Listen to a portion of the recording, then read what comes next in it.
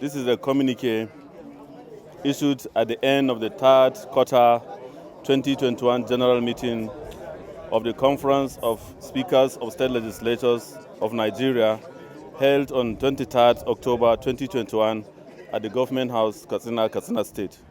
After exhaustive deliberation, the conference issued the following resolutions at the end of the meeting.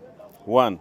The conference commends and appreciates the effort of the Executive Governor of Katsina State, Right Honorable Aminu Bello Masari, CFR, and the Right Honorable Speaker, Katsina State House of Assembly, Right Honorable Tasiu Musa Megari, for hosting the third quarter general meeting of the Conference of Speakers of State Legislatures with the theme, The Menace of Insecurity in the Country and the Role of State Assemblies to Restore Peace and Order.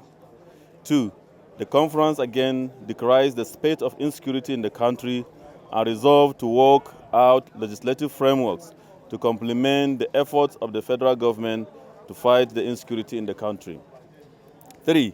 The conference resolved to make appropriate laws to address fundamental issues that breed insecurity in the land, as well as creating employment for the youth with a view to curbing the menace of insecurity in the country.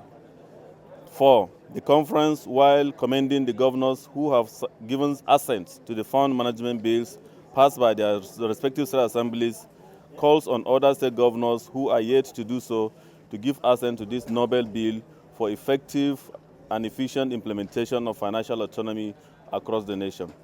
And the last one, the conference calls on the federal government to declare the banditry and kidnappings as an act of terrorism, and as such deal with the perpetrators decisively.